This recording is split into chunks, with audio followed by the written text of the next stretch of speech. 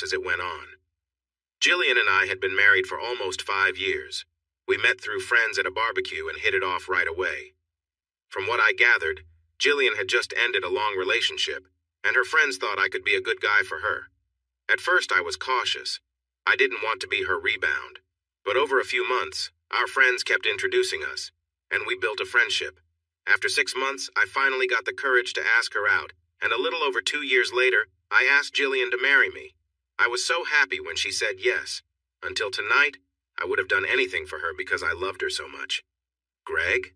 Jillian asked while I was polishing my shoes for our night out. "Should I wear the black or the beige heels?" That's me, Gregory Other, an average guy and a hard-working accountant with my own practice. Right now, I felt foolish. "You look good in both," I replied. "But the black heels really show off your legs. They'll get a lot of attention." Jillian loved to dress up, and when she put in the effort, she looked great. But sometimes her fashion choices were off. She had trouble mixing colors and styles. I loved that she asked for my opinion, and I enjoyed helping her look her best. Besides starting the day late, work had been tough. We were doing audits for a large company, and there were many delays and mistakes. While most were innocent errors, some of the recent reports we reviewed seemed unusual. My team and I spent the day sorting through numbers and accounts. It was frustrating dealing with some odd things that managers were trying to approve, including unnecessary expenses. By the end of this hectic Friday, I felt exhausted. To make things harder, Jillian had been cheerful all week, excited about our reunion tonight. I felt annoyed that she didn't seem to notice how tired I was. In the past, if I had a tough week like this one, Jillian would have taken the time to listen to me and cheer me up. But this week she was so focused on the reunion that I felt like I was bothering her, which was new for us. I didn't like that feeling, but she was my wife, and if she was happy about something, I tried to share in that joy, even if I felt down. Tonight was her high school reunion. It wasn't an official event, just something planned by a few classmates. They got a restaurant and later rented a private area at a club for everyone to catch up. I went with Jillian last year and got some curious looks when I was introduced as her husband, but I enjoyed myself.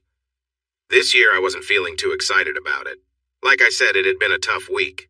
Still, with Jillian's excitement and hoping it could help me forget my busy week, I got ready without complaining. I showered, shaved, put on my best suit, fixed my hair, and tried to be the supportive partner she deserves. As soon as we got to the restaurant, I sensed something was off. Jillian was quickly pulled away by some of her classmates, leaving me standing alone. At dinner, we sat with our friends Lena and Mark, who introduced us, but I didn't join the conversation much. I mostly asked a few questions now and then. Jillian was acting cheerful, but I noticed she didn't talk to me much. Lena and Mark kept giving me looks that didn't feel very friendly. As dinner ended, Jillian and Lena went to the bathroom and took a long time coming back. Meanwhile, everyone else started heading to the club for drinks and some dancing. "What's happening, Mark?" I asked my friend, approaching him since Jillian and Lena hadn't returned. "Sorry, Greg," Mark said, surprised when I tapped his shoulder. "I'm not sure what you mean." I raised an eyebrow at him.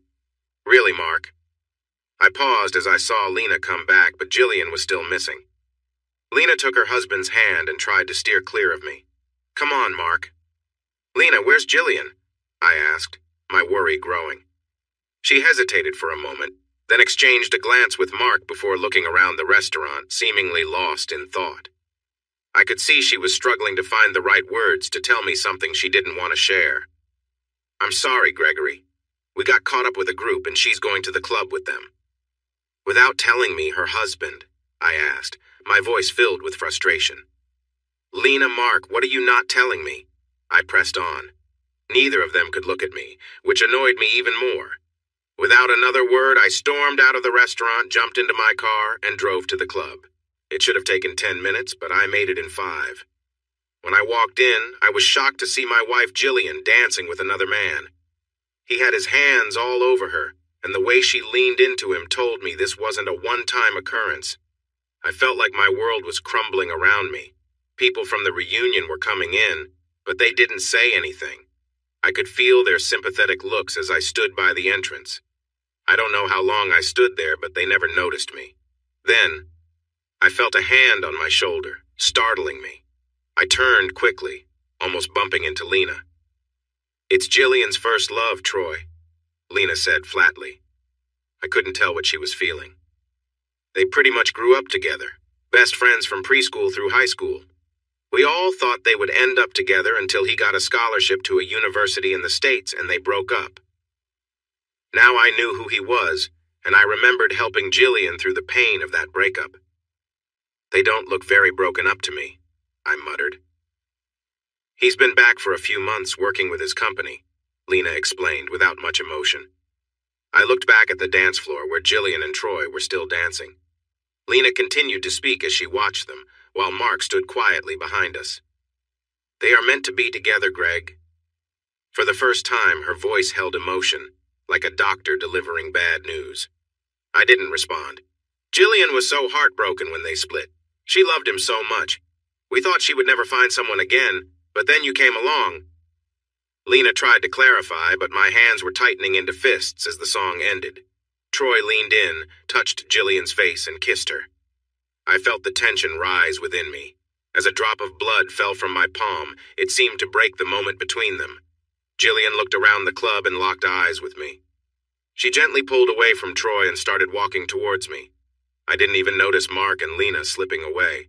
She approached me as if everything was normal. "Troy was my first love, Greg." Jillian jumped right into conversation without a greeting. We shared everything important. When he went for his scholarship, we promised we'd reconnect when he came back.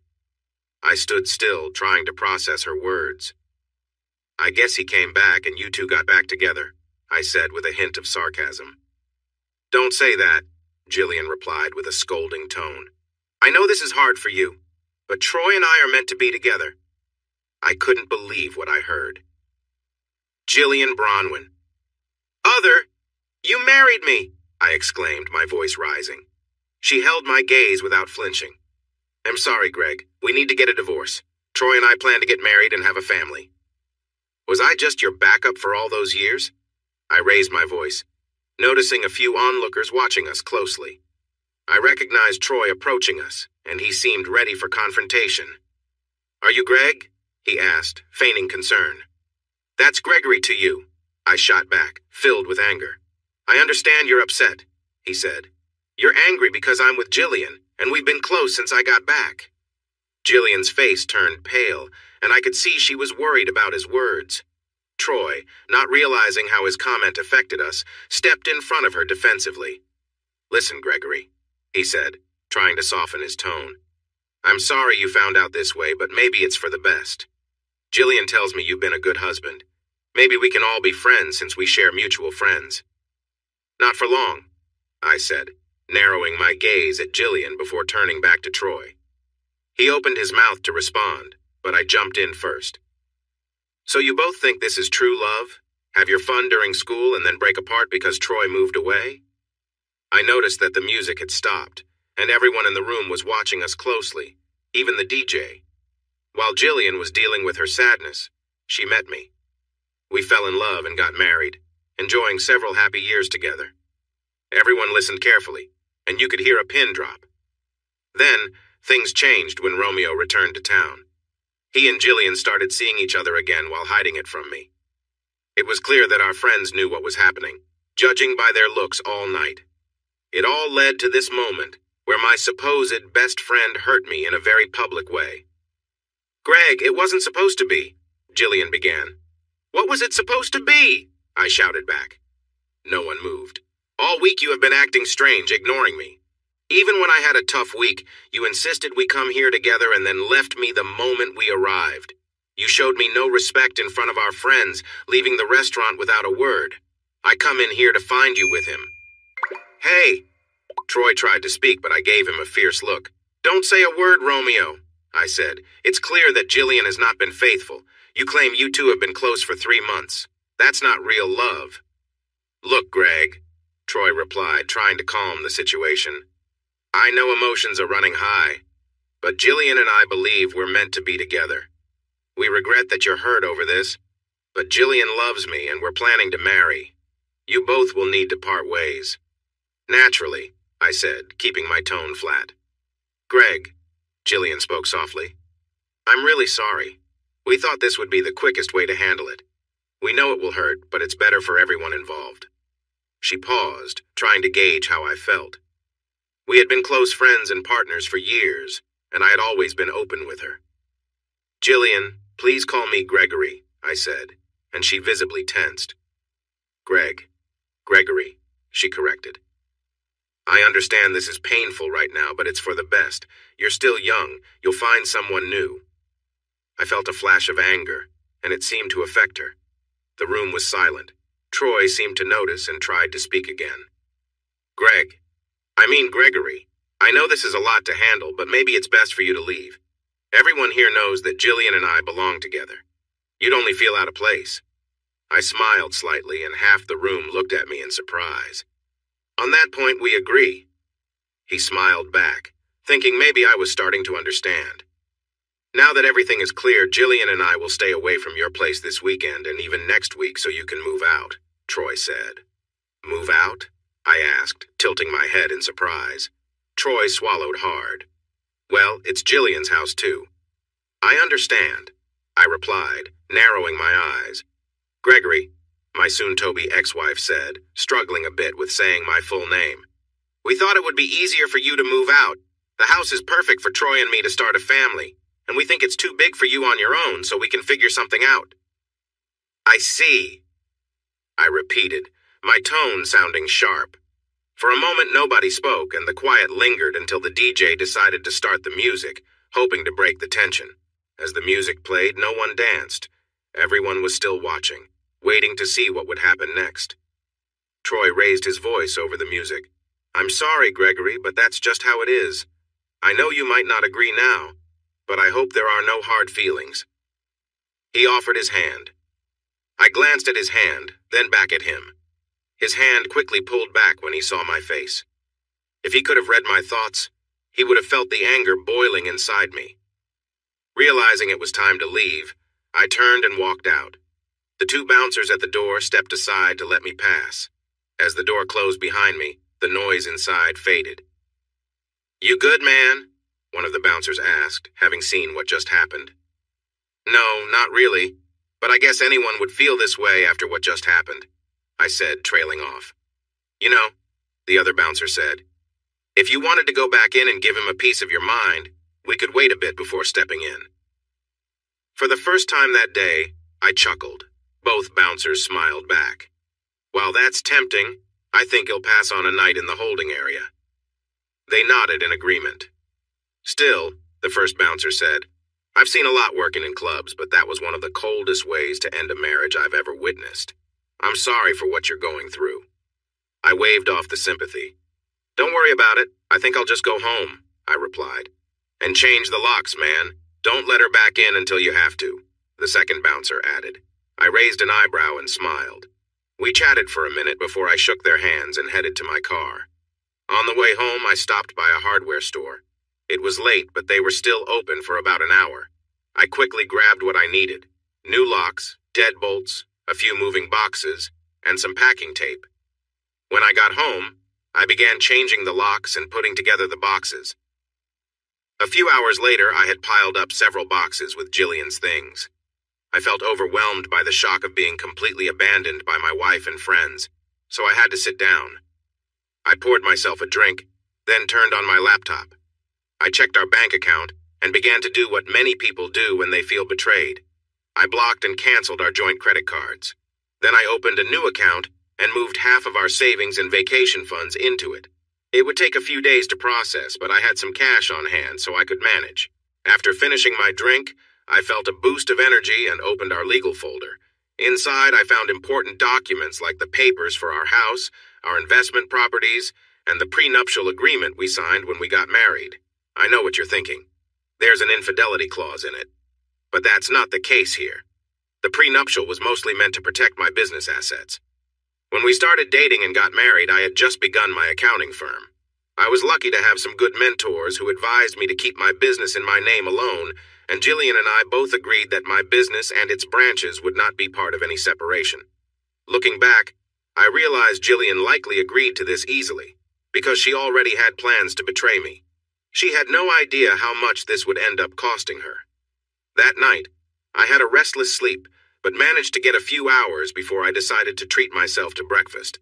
I drove around until I found a great Asian fusion restaurant that served delicious breakfast meals mixing traditional Asian and Australian flavors. While I enjoyed my meal and a strong coffee, I started writing a letter to a friend at a law firm my company works with, explaining what was happening and preparing for a divorce. I received a call from Mike within half an hour. He was in disbelief, but I filled him in on everything. He said he'd be ready to file on Monday morning and would refer me to someone in his firm who could help. He also expressed how sorry he was for my situation. I spent another hour at the cafe, browsing the web on my laptop and feeling a bit sorry for myself. When I returned home, I saw Mark and Lena parked in the driveway as I pulled up to the curb. "Greg, Lena began. I raised my hand to pause her before she could continue, and she stopped. "Gregory," I said. "Sorry?" Lena asked. "My name is Gregory." "Only my friends get to call me Greg," I said firmly. "Listen, buddy," Mark began, trying to sound friendly. "We're sorry about how last night went. That's not how—" I raised my hand to stop him, and he quieted down, just like his wife. I glanced at a tree across the street. It was a big tree that had lost a branch in a recent storm. The branch had fallen onto a carport but missed the house. As I looked at it, I thought about how losing that branch was like what I felt inside. Losing Jillian felt like losing a part of myself.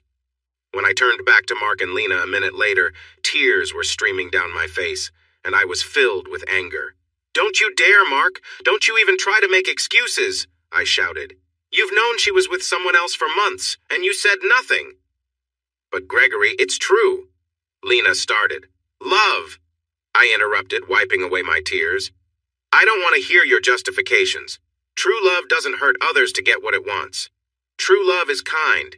It cares about the feelings of those around it instead of abandoning them or humiliating them without warning. I thought Jillian and I had true love. I never doubted her. I cared for her deeply and would have given her anything." "I know," Lena said, her eyes filling with tears. "But Jillian and Troy—" "Stop!" I yelled, my anger boiling over in that one word.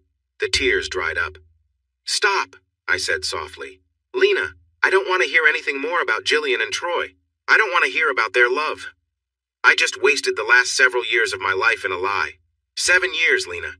7 years supporting her when she felt lost. Years of encouraging her to be her best self, facing challenges together, and dreaming about a future as a family. I see now that I was never the first choice. But tell me this, friend," I emphasized the word. "Why does he get to come back after leaving her when I was the one who really cared?" They looked at me as if I was a child who didn't understand. I continued, my pain spilling out. "He takes everything I worked for. He takes the woman I helped when he abandoned her. He gets the friends who turned their backs on me before she found true love." At least they looked a bit ashamed at that last part. "Well, that's not right," I said to them. "She gets what she deserves, and you both helped with that, so please leave my property." "Greg," Mark said. I glared at him. "I know this isn't how we thought things would turn out. We really believed Jillian and you would be happy forever and have kids. But then Troy came back, and it's clear they care for each other. I know it's hard, but they deserve to be happy." "And what about my happiness?" I asked. "What do I deserve?" They didn't know how to respond. I let out a deep breath. "He'll tell you what I deserve.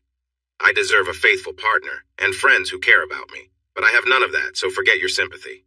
It seems none of you, including her, care about me if it conflicts with them.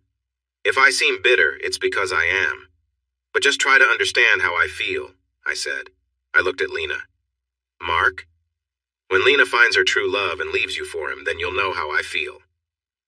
"But Mark is my—" Lena started, but Mark held her arm to stop her. "Fine, Gregory," Mark said.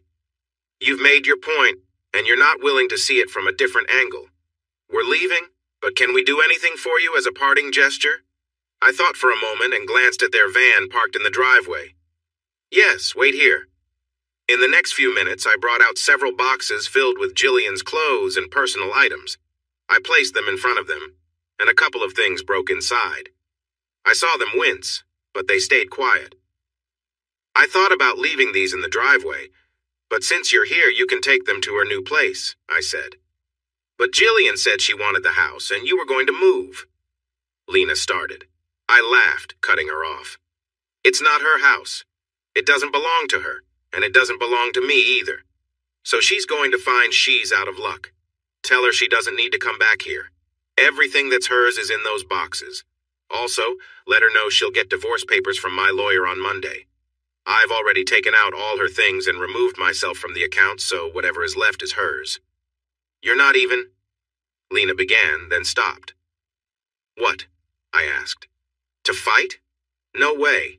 She's with him. She's lied to me for years about her loyalty. No, he'll give her what she deserves, nothing more, nothing less. There wasn't much left to say, so I watched them load the boxes into their van and drive away. I think they felt sad. They knew that by supporting Jillian they had lost my friendship, but if they felt bad about it, I couldn't see it. That night I drank too much and cried. I got very upset and punched a hole in the wall. After that, I broke a vase that Jillian and I had bought on our first wedding anniversary. I was filled with anger about being left by my wife and friends, and I made a mess in the lounge room. If something was loose, I threw it. If it was secured, I used whatever I could find to break it. I damaged the walls in the hallway and pulled the doors off the kitchen cabinets, even leaving some dents on the fridge. The next morning, I woke up feeling awful. My head hurt badly and my hands were bruised. I probably hurt my hands and had cuts on my arms. I quickly wrapped bandages around my wounds, knowing I should see a doctor to get checked out. Looking around the lounge room, I realized I would have to replace almost everything since nothing had escaped the damage. The hallway had holes where I had vented my frustration on the walls. In the kitchen, cupboard doors were all over the floor, and the appliances were in strange positions that made them unusable. I felt a pang as I noticed the dents in the fridge, remembering that breaking the metal door had felt like an escape back then. I found some orange juice in the fridge that was still good, so I took a couple of pain relievers and drank it down. After a while, my headache began to ease, and I moved into the lounge room. I sat on the floor among the broken furniture and stared at the cracked TV. The rest of my day went by in a fog. I went to the doctor, who checked my arms. Both of my hands had small fractures, and I needed to keep them wrapped for a while to heal. I received messages from a few people, including Mark and Lena, but I didn't reply. That night, I went to bed without remembering much of anything I had done other than looking at the TV and visiting the doctor. The next day was Monday, and I went to the office at my usual time. My routine started with checking emails from Friday and anything that had come in over the weekend, followed by getting ready for a 9 a.m. team meeting where we would plan our tasks for the week. I had a team of 15 people, and for the most part, we did good work. Around 8:30, my office admin, Colleen, who was in her 50s, came in. She took one look at me, pulled out a chair, and sat down. "Did you have a rough weekend?" she asked, noticing the bandages on my hands and arms. I had always been kind to her during the 3 years we worked together, so when I glared at her, she looked nervous. "Gregory, I'm sorry. It must have been really bad." "What happened?" she asked gently. I sighed and stared at my computer screen for a moment before turning to face her. "Jillian left me for someone else," I said in a flat voice. "What?" Colleen exclaimed. "No, you can't be serious, Gregory." I held up my bandaged hands and I could feel tears welling up in my eyes. I shook my head. "It's true," I told her. "On Friday night, we had a reunion. It felt like everyone knew what was going to happen, including Mark and Lena. They all knew that Jillian and someone else had been seeing each other behind my back for months. They chose to tell me that night." At that moment, I broke down and cried. For the first time, Colleen came around my desk and gave me a hug. I could feel her own tears falling onto my shoulders. I explained how I got drunk on Saturday, filled with anger, and damaged most of the furniture in my house, leaving marks on the walls. I also told her that I had gone to the doctor the day before to get my hands wrapped, all while dealing with a terrible hangover. By the time our morning meeting arrived, both of us had tried our best to dry our eyes. Colleen gathered everyone in our big meeting room on time. Once everyone was seated, I walked in and sat down. "I hope everyone had a good weekend," I said, and while many nodded, they tried not to look at my bandages. "This week?" I started to say, but Colleen interrupted, raising her hand to pause the meeting. Sorry, Gregory, but I can't let this go. After what you went through this weekend, we can't pretend everything is okay, Colleen said. I paused for a moment and then nodded. Colleen looked at me, and her expression showed she wanted to share at least the basics with the group. After thinking for a moment, I nodded, knowing she would share what would help. Everyone, Colleen started. This past weekend, Gregory faced a big betrayal from his wife and some friends. Jillian has been unfaithful to him for the last few months and chose to leave him in a very hurtful way. By embarrassing him in front of a group of people, some of whom were supposed to be friends. Colleen paused for a moment to let that sink in. Then she turned her attention to one person sitting quietly on the other side of the table. Isn't that right, James? Colleen asked. James Colson was one of our accountants and also a classmate of Jillian. I realized for the first time that both he and his wife had been there on Friday night, watching everything happen. James had kept to himself since coming into the office, trying to stay out of sight. But when Colleen began to talk, he looked worried. When she called him out, he seemed to shrink in his seat as everyone turned to look at him. He started. James, Colleen said in a serious tone. Were you there on Friday night or not? Yes, but James tried to explain. And did you know that your boss' wife was involved with someone from your class? Colleen asked firmly. James seemed to choke on his words. Be honest, James. James glanced down at the table and said quietly, I did. For a moment, there was silence. You could feel the tension in the air. Until today, I would have believed everyone in the room was loyal to each other. Now many people were visibly upset with James. All right then, James, Colleen continued after a brief pause. I think you need to leave the room. You need to consider your future with this firm because if we find out you supported Jillian at all during this past weekend, you will lose your job. Do you understand? He nodded, looking serious, and stood up. I understand.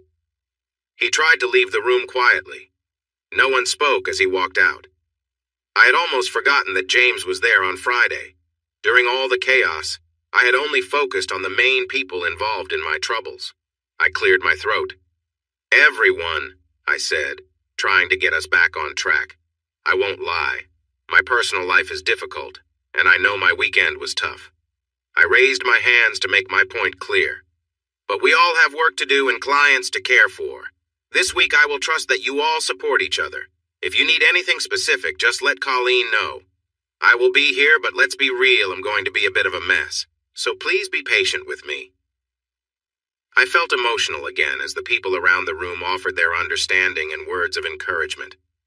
Lastly, I said, gathering my thoughts, this is hard for me to say, but please don't blame James just yet. I know you're all upset, and it's easy to point fingers at him, but let's take some time to learn the full story before making any decisions about him. I received a few nods, and everyone seemed to agree. Colleen took over for the rest of the meeting. After ending the meeting, I returned to my office and gazed out the window. A few moments later, Colleen knocked. I turned to see her standing there with a quiet James behind her. I invited them in, and James politely closed the door before taking the seat Colleen showed him. I think you and James need to talk, Gregory, she said straightforwardly. I agreed and sat down as James took a seat across from me. My mind was still racing with thoughts, and it was not even 10 in the morning. I could have really used a drink. James cleared his throat, catching my attention. When I looked at him, he seemed to avoid my gaze. So, I started, my tone reflecting the tension in the room. Gregory, He hesitated, then let out a small laugh. Is something funny? Colleen asked, a hint of annoyance creeping into her voice. James smiled a sad smile. No, there's nothing amusing about this situation, he said. My boss feels betrayed. Our class is torn apart and I had my wife yelling at me all day yesterday. I might lose my job too. So no, nothing is funny, but I try to laugh to cope instead of crying. I managed a careful smile back.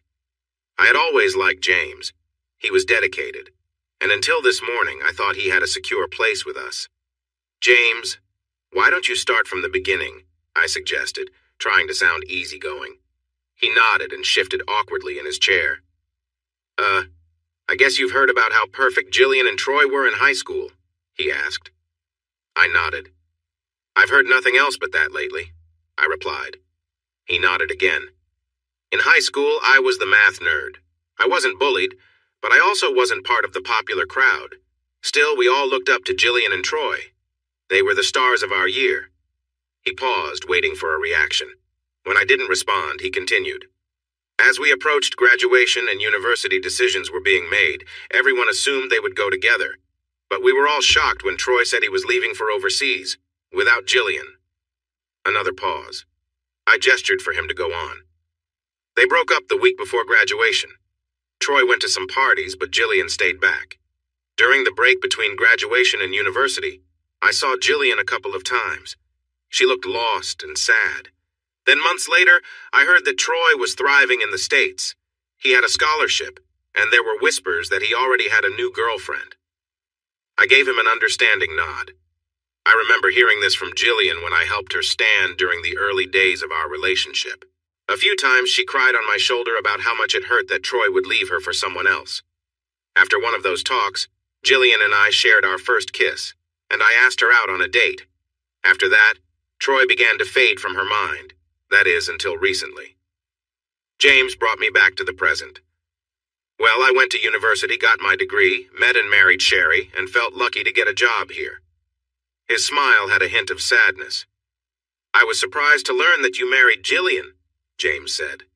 Honestly, I was happy to see her so joyful with you. Troy leaving did hurt her a lot. It made me glad to see that she found someone good to help her move on. For a moment, James seemed lost in thought, so I decided to ask a question. When did you find out about Troy and Jillian? I asked, surprised that my voice sounded calm. James appeared surprised too, since I didn't sound angry. About an hour before you and Jillian came for dinner. He sounded upset. Some classmates were talking. I heard something about Jillian leaving you for Troy later, and everyone looked shocked. I raised an eyebrow at James.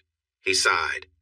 Before dinner, only a few people knew anything, but then everyone started saying that Jillian and Troy were meant to be together. Mark and Lena pulled Sherry and me aside and said it was happening. They felt sorry for you, but said Jillian had made her choice, and you weren't in her future anymore. I wanted to speak up, but then Mark reminded me I worked for you. He told me clearly that if I said anything to you, I would regret it. He insisted it was best for Sherry and me to leave if I couldn't keep quiet. I looked at James. He clearly felt bad remembering that conversation. I noticed a blush creeping up his neck, and his eyes looked a bit wet. I'm sorry, Gregory. We couldn't stay for dinner. Sherry wanted to be there for you, but Mark and some others basically made us leave and told us to stay away. James, I began, wanting to comfort him. He raised his hand to stop me. Sorry, Gregory. I need to finish this. I promised Sherry. I nodded for him to continue. I was shocked, he continued. I had just been thrown out of my class reunion because your wife was about to leave you, and I was caught in the middle. We were upset and didn't know what to do, so Sherry and I went straight to the club. We both agreed we wanted to support you. What happened then? I asked, tilting my head slightly. I didn't notice you there. We were here, but by the time you showed up, we were in the back. Some guys in front of us kept us from reaching you until Jillian let you know we were here. When you left, they let us go after a little while. Sherry and I hurried after you, but by the time we got outside, you were already gone. I think we waited outside the club for about 30 minutes, feeling confused and unsure of what to do.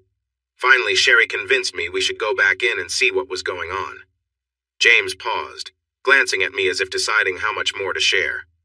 I nodded for him to continue, and he swallowed. When Sherry and I returned, we didn't feel welcome to most of our classmates.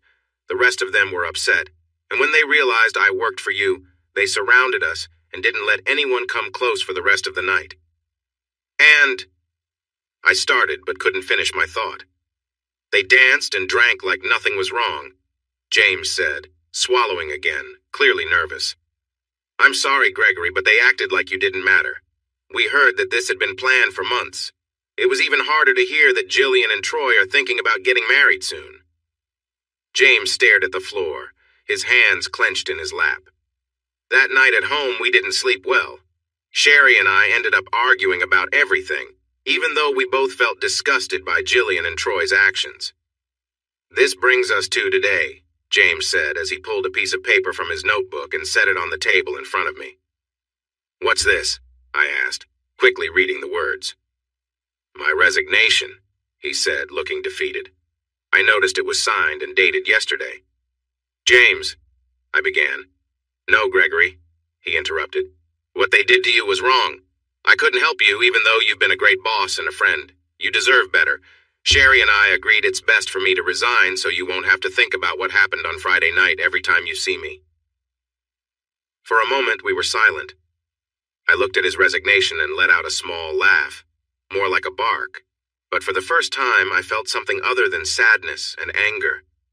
Colleen and James looked at me, surprised. I grabbed the paper by the middle and tore it in half. "Your resignation is not accepted," I said. I caught Colleen smiling behind me. James looked stunned. "But Gregory, what? Why?" he stammered. "James, first of all, my friends call me Greg. After what you just shared, I hope you can see me as a friend too.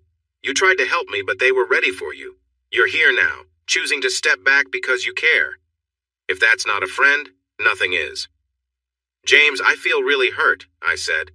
"I am feeling sad and angry inside. I need some fairness in this situation. But I see that you are upset too." James nodded. "Sherry and I thought this was for the best." "I understand," I replied. "That's why I want Sherry and you to stay with us." For the next half hour, we talked. In the end, Colleen, James, and I left my office and called everyone back into the meeting room. I shared how James felt blindsided like I did, and how he was pushed out of his own reunion because of two dishonest people. As I explained everything, any hard feelings towards James went away. By the time we finished, some people even had sly smiles on their faces. For the rest of the week, I spent most of my time at the office. Besides advising my staff, I focused on starting the process for my divorce. Instead of mailing the divorce papers, I had Jillian served at work. In Australia, adultery does not affect divorce, but I made sure my lawyers, Mike and Sally, included a note about it in the legal documents. After Jillian received the papers, I got a few calls and texts from her. I didn't delete them, but chose to ignore them. I figured they would be angry messages, so I let them pile up on my phone. I kept busy managing my bank accounts, listing my assets, checking canceled cards, and dealing with insurance.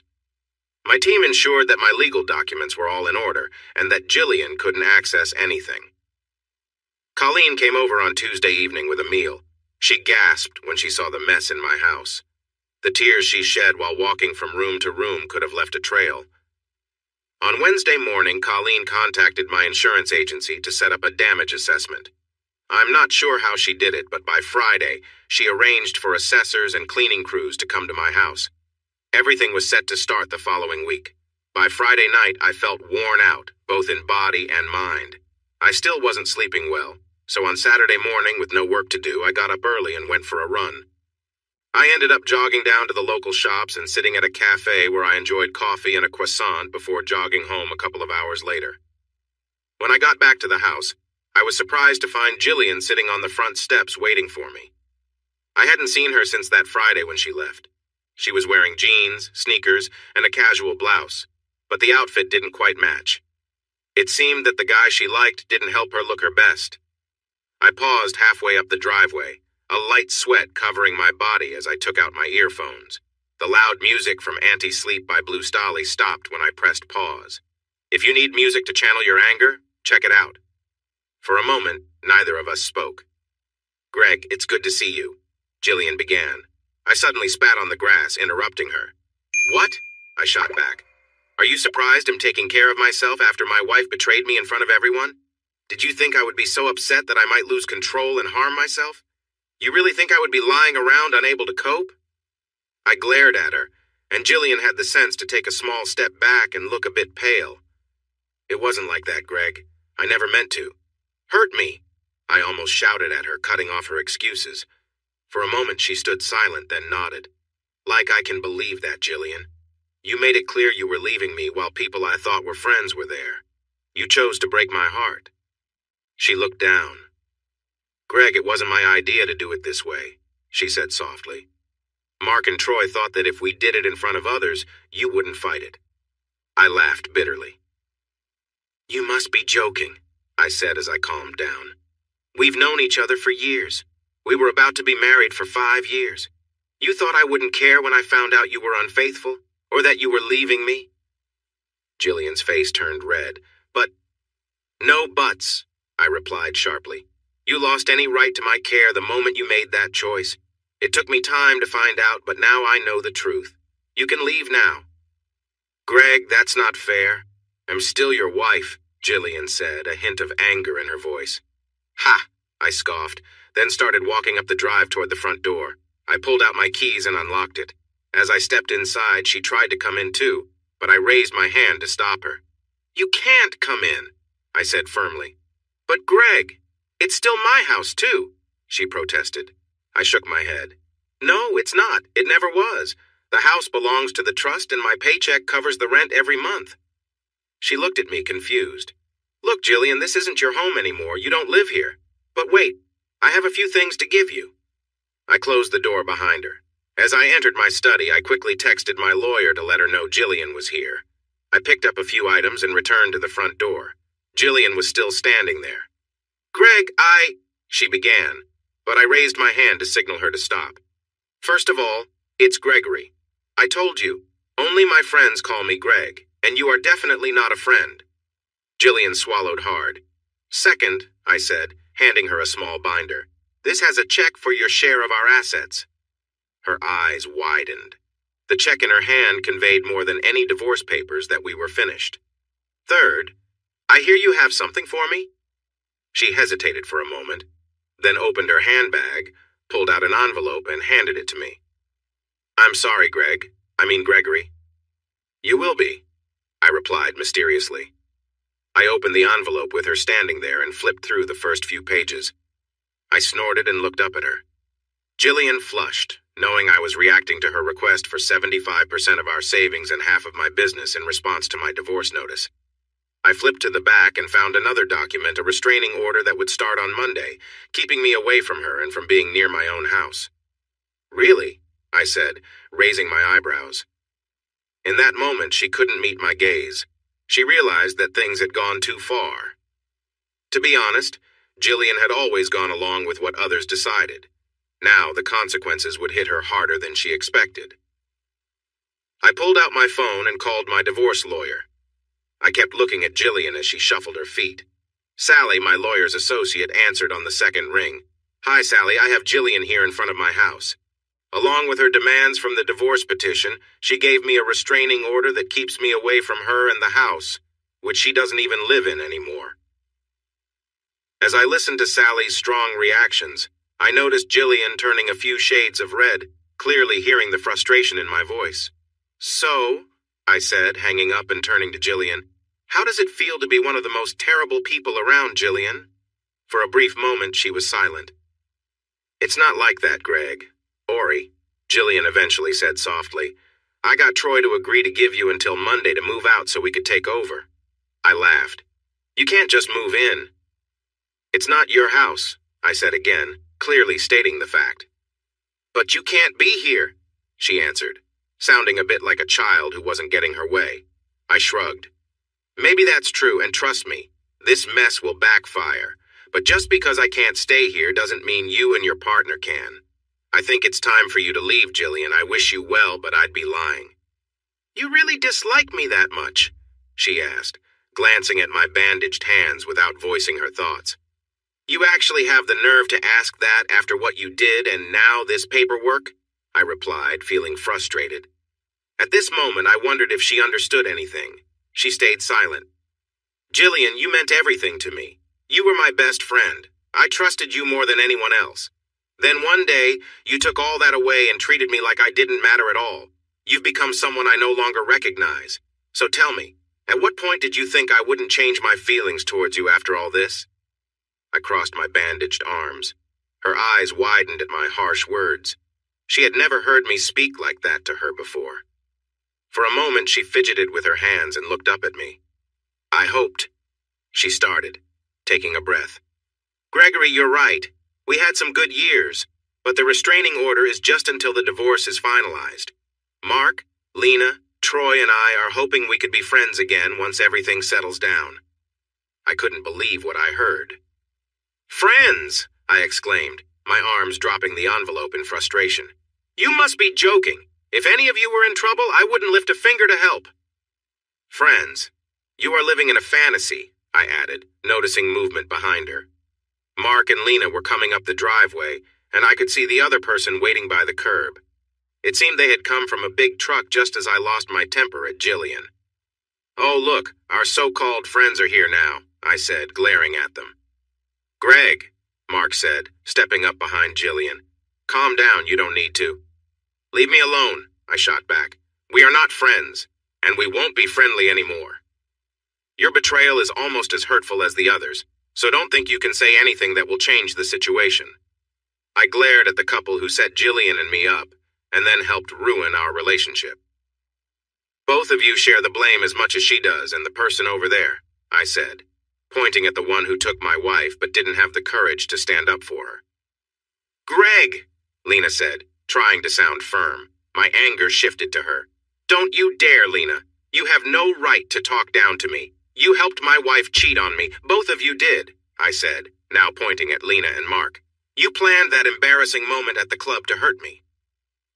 They stood silent, and I could see Lena starting to speak, but I interrupted. And don't give me any nonsense about true love. You tried that before. Remember, both of you introduced her to me and encouraged me to marry her. Then, without a second thought, you both betrayed me. If this is your idea of love, then this world is in serious trouble. They looked shocked at the anger in my voice. I paused, and an idea came to me. Lena, do you forgive Mark when he comes home smelling like someone else after being out all night? I asked, smiling with a hint of mockery. Lena's eyes widened as she looked at Mark. Baby, that's not true. Mark started, but I laughed, making them all stare. Actually, it sounds familiar. Mark would tell the guys his little tales. It's like he thinks only part of the club is for that, but if you pay extra, you can get a private dance. And well, those extras add up. I relished their discomfort, watching as Mark stepped back, then he bolted down the road with his wife chasing after him, yelling. I turned to Troy, who looked speechless, then back at Jillian, feeling a sense of satisfaction. Greg, she said my name. I mean Gregory, you didn't need to do that, she stated. I rolled my eyes and leaned in closer. Oh, don't worry, Jillian. This is just the beginning. Mark has many more secrets. My anger won't only go towards them. There are others who will feel my wrath. I smiled at her, noticing how she seemed uneasy at my words. What? What do you mean? Jillian asked. Just leave now, Jillian, I said, switching the subject and not answering her question. Tell Troy to take you away. Get out of this country if you can, because if you stay, neither of you will like what's coming. Greg, what's wrong? Where is the man I love? She asked, not realizing the weight of her words until it was too late. He's gone, I replied flatly. You took my heart and soul, and what's left is something dark, something that will take pleasure in what's about to happen. Jillian was quiet. I took a step back and shut the door with a loud bang, laughing in a way that reminded me of the villains in movies. I looked outside 10 minutes later, and Jillian, along with Troy and the truck, were gone. I sat down on the floor, my body trembling from the confrontation, and I broke down again. I loved her, but I felt anger towards her too. I wanted to see her regret what she did. As I cried for what we used to have, I still wished she would return and ask for forgiveness, using all the familiar lines to win me back. But deep down I knew that wouldn't happen. Even if it did, I could never trust her affection again. The following month was filled with the usual tasks, lawyers, financial statements, and deciding who would get what in the divorce. At work, my team supported me. Colleen helped me find a therapist. I met with him twice a week to talk about my feelings.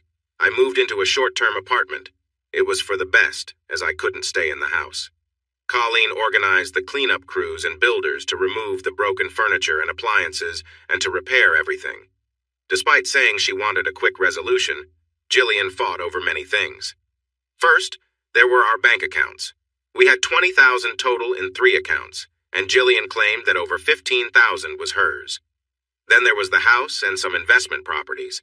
I had already owned our home before we got married, having taken a big loan for my business.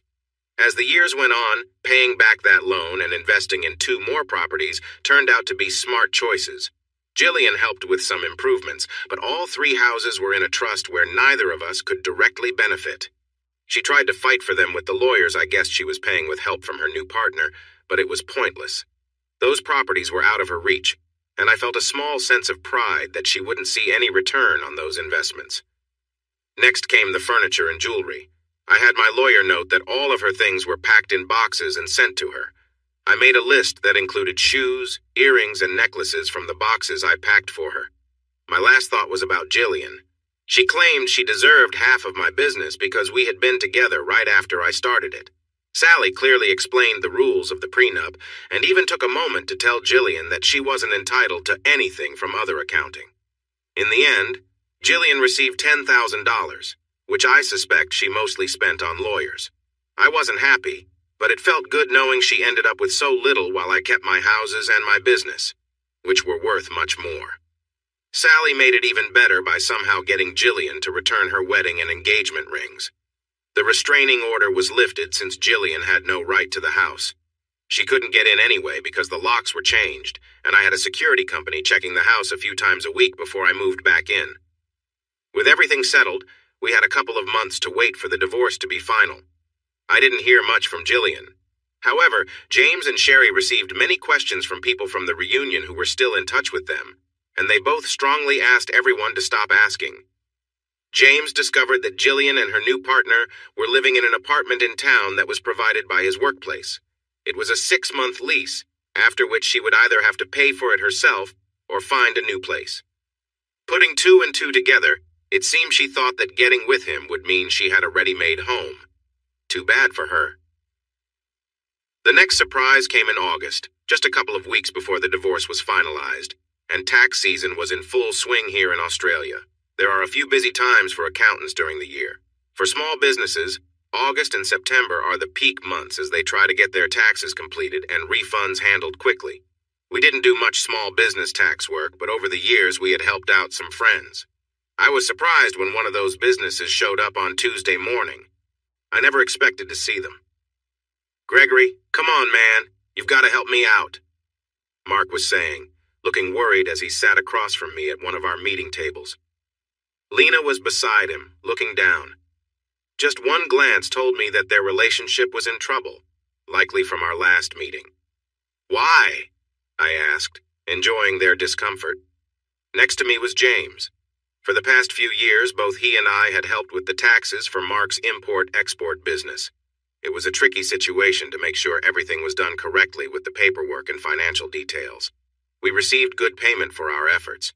Mark could leave for another place, but it would cost him more and take time for a new company to understand his needs.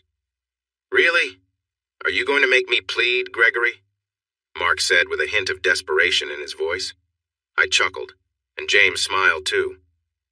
"Pleading might add something to this, but I wonder why you are here. You all wanted to make things harder for me. You made excuses and didn't care about my feelings while you showered Jillian and that guy with compliments, telling me to move on. Well, I have moved on, and I want nothing to do with any of you. Can you accept that choice?" Silence hung in the air for a moment. "You were right, you know," Lena finally said softly when no one replied. I raised my eyebrow, curious. "What do you mean?" I asked. For a second, Lena looked at Mark, her expression changing. I was surprised by the anger there, but it quickly faded into sadness.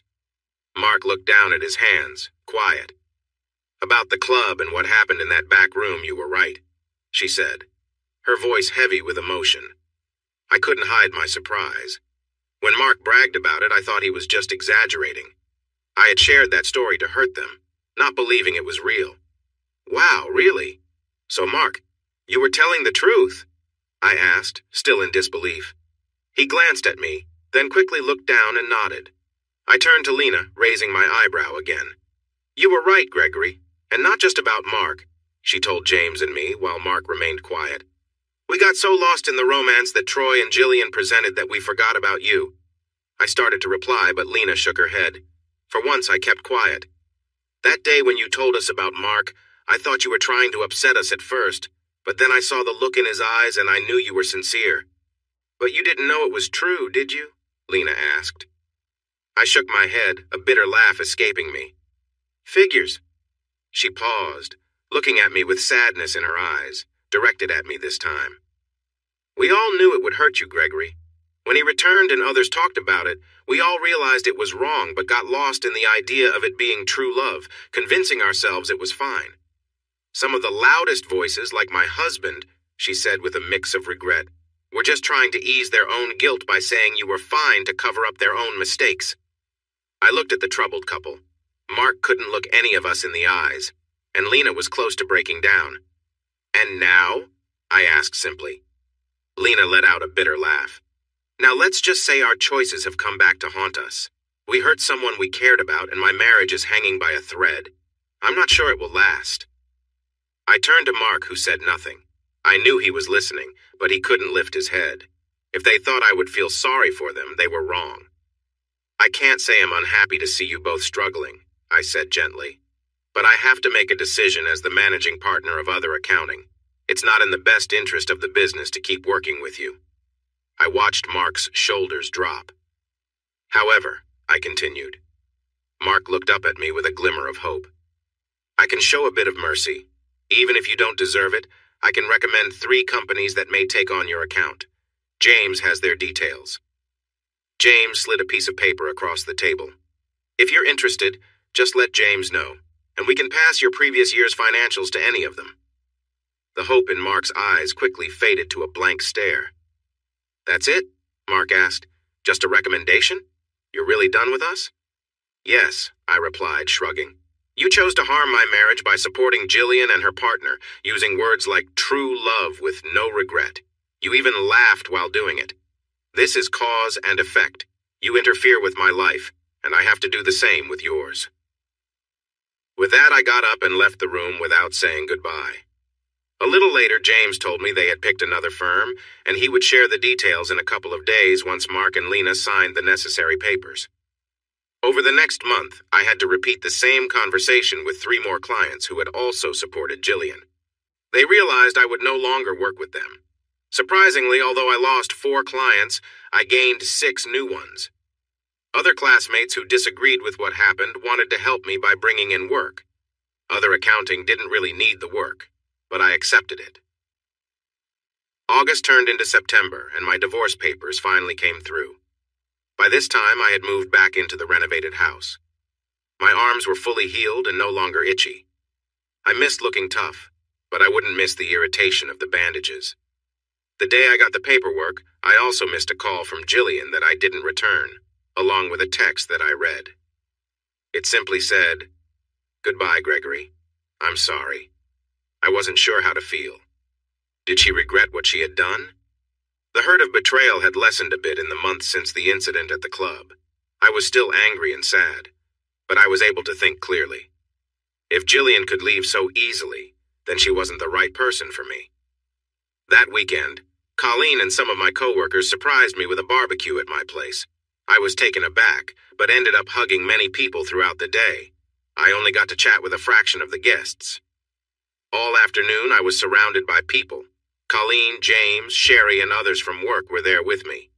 At one point, I sat with a drink while James cooked on the barbecue.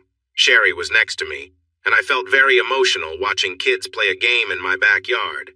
I realized that Jillian and I would not have the family we had talked about for years, and that hit me hard. Then I felt a light kiss on my cheek and turned to see Sherry sitting beside me. She took my hand and touched my cheek gently. "I understand, Greg, but there will be happiness again. Don't shut yourself off.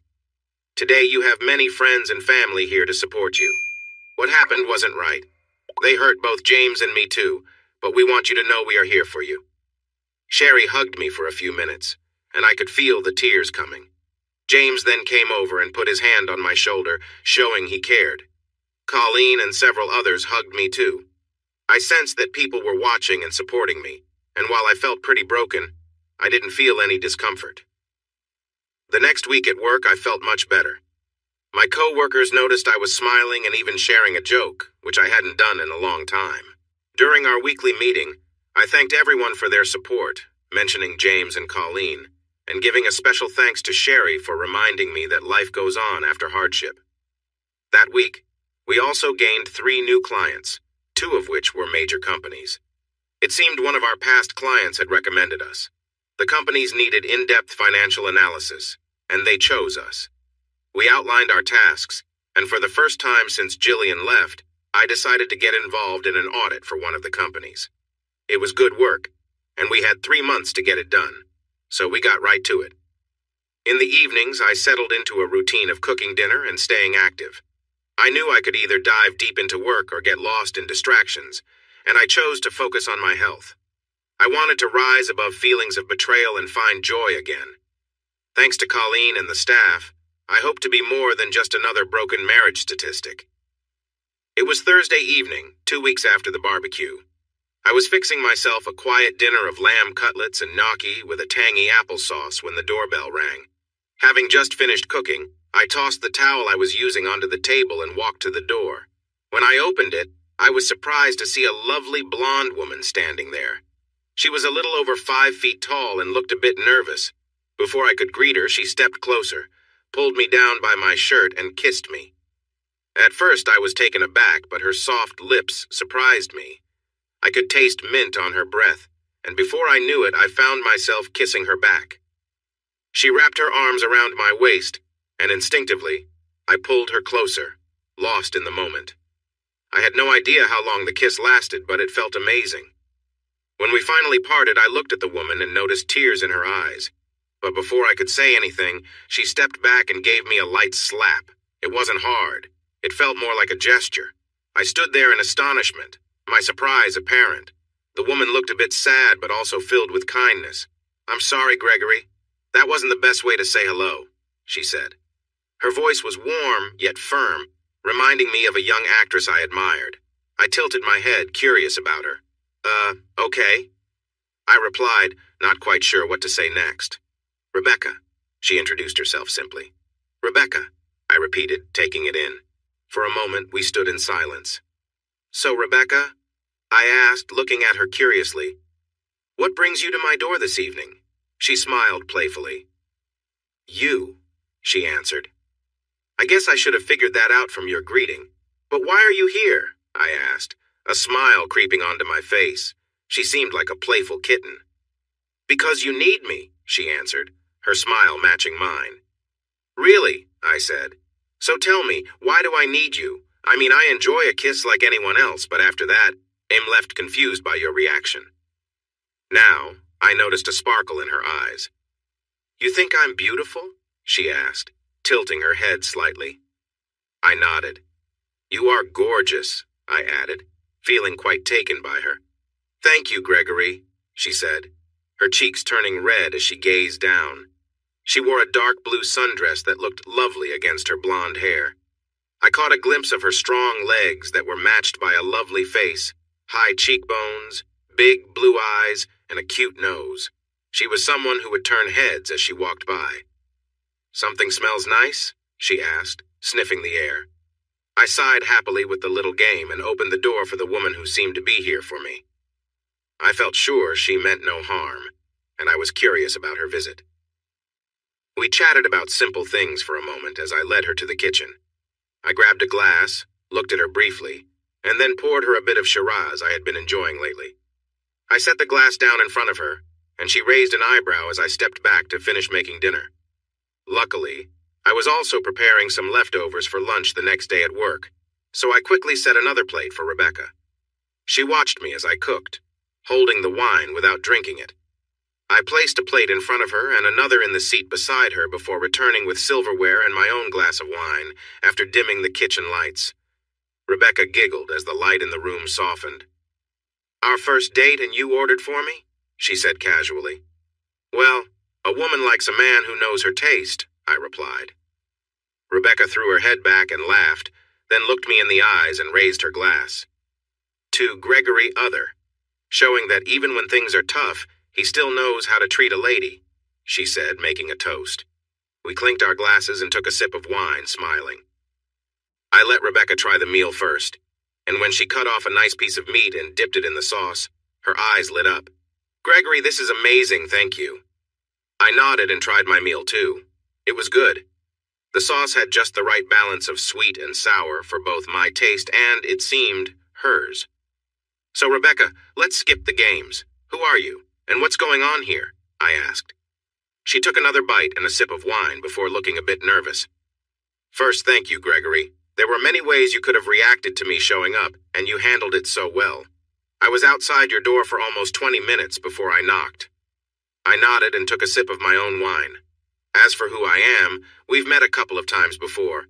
I'm Colleen's niece." I let that sink in for a moment, and then it clicked. "Ah, Rebecca, yes. Sorry, you look so different from our last meeting," I replied.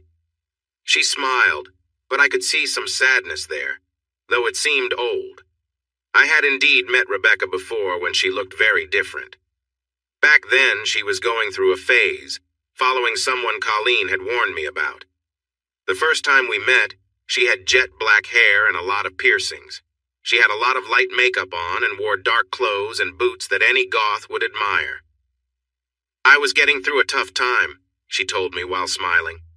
"It was about a month after I split up with my boyfriend. I didn't know who I was and felt lost. Aunt Colleen talked to my mom and brought me here for a change." I nodded and took another sip of my drink, thinking back to when she came to the office. She visited about 5 times over a month, always dressed in black.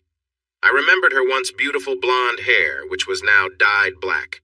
She wore dark lipstick and eyeliner, along with some piercings in her face that were gone now. "He was seeing 3 people, 2 girls and a guy," she said simply, pulling me out of my thoughts. I nearly choked on my drink. "What?" I asked, surprised. "Yeah," she said, looking down at her glass. "We were at a club, and after some drinks we went back to the guy's place. I went to the bathroom, and when I came back, he was with one of the girls." She glanced at me quickly before looking back at her drink. Even though I was a bit tipsy, I couldn't believe it. I'm someone who believes in being with just one person. I understand some people are attracted to more than one, but that's not me. "I also prefer not to be in groups," she said, meeting my eyes for a moment. "Me too," I replied. I saw her relax a bit. "Anyway," Rebecca continued, "I yelled and ran home to my parents in tears for 3 days. After a week, my mom encouraged me to go out with Aunt Colleen, and that's when I met you." I smiled. "I remember meeting you," she said, smiling shyly. "Aunt Colleen introduced us, and you shook my hand. You didn't see me as a sad goth girl who had just been let down. You didn't judge how I looked or my piercings. Do you remember what you asked?" I nodded. "I asked what kind of coffee you wanted." Rebecca smiled. "Yes. Double shot mocha with extra chocolate," we both said at the same time. We both laughed. "You do remember," Rebecca said, her smile brightening. I nodded and took another sip of my drink, but her smile faded. "The slap was because I was at the barbecue the other day and you didn't notice me," she said, looking into my eyes. "I'm sorry, Rebecca. It was a tough day," I replied genuinely. She gave me a small smile. "It's okay, Gregory. I didn't mean for it to be a serious slap. I get that you were distracted. I just thought of you kissing me and then not seeing me, so I slapped you jokingly. I even got to hug you that day and say it would be okay, but I guess everyone was around, and you probably don't remember much of that day." I looked at her for a moment, considering her words. I remembered the image of gentle hands on my chest, and someone wearing dark blue jeans and a red blouse, reassuring me that everything would be okay. "Do you remember?" she asked, reading my thoughts. "Sort of," I replied. "Red top, blue jeans?" Rebecca smiled and nodded. "Recently I talked to Aunt Colleen about you," Rebecca said, her cheeks reddening a bit. "She knows I might like you a little, especially after she saw us hug at the barbecue. She encouraged me to reach out and talk to you." I chuckled softly. "Did you know you were coming to kiss me?" "No," Rebecca said, blushing more. "Honestly, I wasn't sure I could do it, but when you opened the door, I decided to go for it." I smiled and took her hand. "I'm really glad you did. It was the best thing to happen to me in a long time." Rebecca smiled back. and we talked for the next 3 hours. She helped me clean up after dinner, and then we continued talking while enjoying a small glass of port in my living room. I learned she was 28, a few years younger than me, and had just finished her degree in finance. She liked various kinds of music but wasn't a fan of death metal, especially after her goth phase. Rebecca had found a junior accounting job at a manufacturing company, where she worked in the accounts department and enjoyed her role for the most part. She was very close to her family. Her parents had been married for 30 years, and she hoped they would be together for many more. She had one younger sister who lived in New Zealand, but they could only talk about once a month. Rebecca enjoyed visiting the beach, but had sensitive skin, so she usually stayed out of the water. She had 2 boyfriends in the past, one of whom let her down, and she regretted giving him her trust. We shared many stories that evening. I told her about my strained relationship with my mother after my father passed away unexpectedly. I also mentioned my younger sister, but we didn't talk anymore because of a family argument. It was almost 1 in the morning when Rebecca decided to leave. We both thought about her staying over, but she felt it would be better for us to get to know each other more first. I got a sweet kiss goodbye as she left. As I lay in bed, I fell asleep with a smile for the first time in ages. Rebecca's unexpected actions had broken down some of the walls I had built around my heart. That kiss surprised me and made me realize someone might care for me in a special way. The next morning, I couldn't help but smile, and everyone noticed. By lunchtime, Aunt Colleen approached me. "Okay, tell me everything, Greg." "Who is she?" Colleen asked, full of hope. "Rebecca came by last night," I replied. Colleen let out a happy squeal that echoed through the office. She jumped up and down, clasping her hands and beaming at me. Then she guided me to the kitchen, eager to hear everything. She laughed when I shared the story about the kiss and the playful slap. I told her about our dinner and how we chatted until early morning.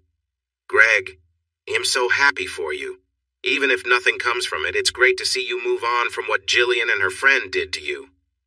She paused and added with a teasing grin, "But you and Becca, I think there might be something special there." I felt it for a while. We chatted a bit longer, and Colleen asked if I would see Rebecca again. I told her we had been texting nonstop and were going out for dinner on Friday night. Her joy was contagious and brightened the whole office. Friday night arrived, and I drove to pick up Rebecca. I asked her to dress nicely for our first proper date, wanting it to be memorable. She didn't disappoint. I knocked on her apartment door, and once again, she took my breath away. Rebecca wore a lovely black dress with thin straps. Her long blonde hair was pulled back, and she had a matching shawl over her shoulders, along with a stylish clutch. My eyes admired her graceful legs, and she wore modest heels. She smiled, twirled playfully, and laughed. "Wow, I think I'm doing great so far," she teased. "You seem speechless." Before she could say more, I stepped closer and hugged her. I looked into her eyes for a moment, leaned in, and kissed her softly. "Hello, beautiful," I said as I let go of the hug. "Wow," Rebecca said, her eyes closed. I chuckled, and when she opened her eyes, she smiled brightly.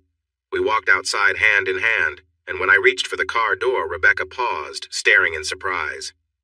"This is your car?" she asked. "Yes," I answered, and her eyes widened. "Yes, I'm a Mustang fan, and not just any Mustang. I own a 1967 GT. It's classic gray with black racing stripes and some upgraded features. I was surprised Jillian didn't try to take it in the divorce, but she likely knew I wouldn't have let that happen. This car was my treasure, only brought out for special moments." I opened the passenger door for Rebecca. She was grinning widely as she climbed into the seat. As I started the car, Rebecca giggled, and her laughter filled the air as the powerful engine rumbled underneath us. We drove into town, chatting about our week at work, especially how Colleen spoke to both of us with her encouraging words. We had dinner at a nice Japanese restaurant where we tried a variety of dishes. Even though I'm not a big fan of it, we both had a little sake. It was fun for the night, but not something we usually drink. After dinner, we decided to check out the casino. We placed a few bets and ended up winning a little over $600 within that hour. The casino also featured a club, so we went in, dressed up for a good night out. The club was lively, with people of different ages all ready to have a good time. We danced for what felt like hours, and I had to admit, I enjoyed it when Rebecca playfully danced close to me, holding my hands. Throughout the night, a few guys approached her to ask for a dance. As I mentioned, she looked fantastic. Each time, she kindly but firmly said no. At one point, I returned from the bar with drinks when a man stopped me and put a hand on my shoulder. "You've got a great girl. I hope you know that," he told me.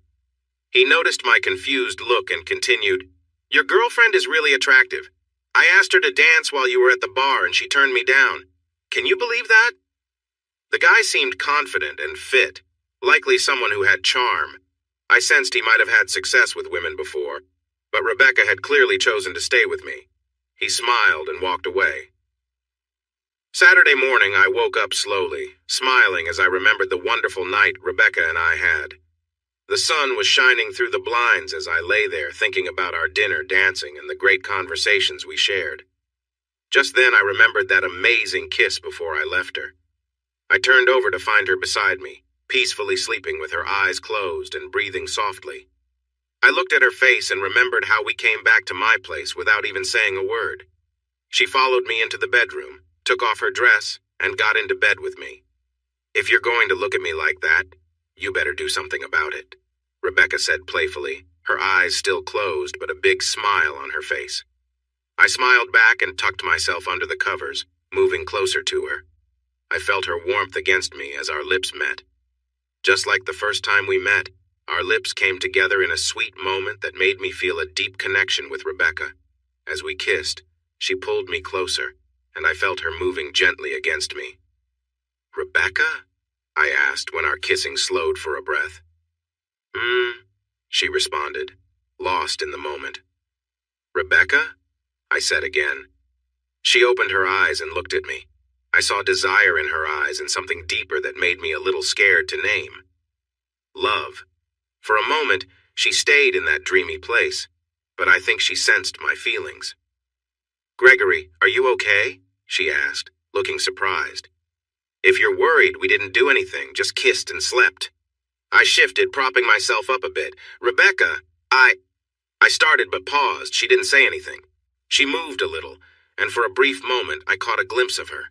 She quickly covered herself, knowing this was an important moment that wasn't the right time for fun. She waited for me to find my words. "I'm scared," I confessed. "What Jillian did hurt me in ways I can't really explain. I felt like I was never enough, like I had failed." Rebecca nodded, keeping quiet and letting me talk. "I've been through so many emotions this past year, pain, anger, sadness, and feeling lost. But now I'm scared, and it's not about Jillian. I'm scared about you," I finished. Rebecca reached out and gently touched my cheek. The look of understanding she gave me almost made me cry. "I understand, Gregory. Jillian hurt you a lot," Rebecca said softly but firmly. "Even though I went through my own pain, it's different because you really tried to connect with her, and you faced rejection." I nodded and took a deep breath. "I'm scared, Becca, because I think I'm falling in love with you. I'm worried that I'm broken and that I can't give you what you need."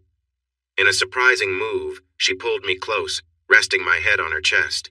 "Shh, my wonderful man," she said softly. "I'm here for you," she said gently. "I can see you're going through a hard time. Let me help. Just share whatever you're comfortable with, and don't hold back." I lifted my head, and for a moment we locked eyes. Then we leaned in closer, and soon our lips met in a warm, comforting kiss. The feeling grew between us, natural and easy. As we held each other, I felt her warmth and kindness. She was close, drawing me in, and we found comfort just being there side by side, in each other's presence. There was no need for words, just a shared understanding and peace. Later we lay together, quietly enjoying the calm of the moment. The silence spoke for us, and we felt at ease, appreciating the simplicity of being close. After a while we drifted off, feeling lighter and more at peace than before. We lay there, simply happy to be in each other's company, resting side by side in quiet connection. I found that looking at pictures in my own hand could not compare to being with a willing partner. I felt a shift next to me, and, thinking Rebecca was reaching for a tissue, I was surprised to see her holding her phone.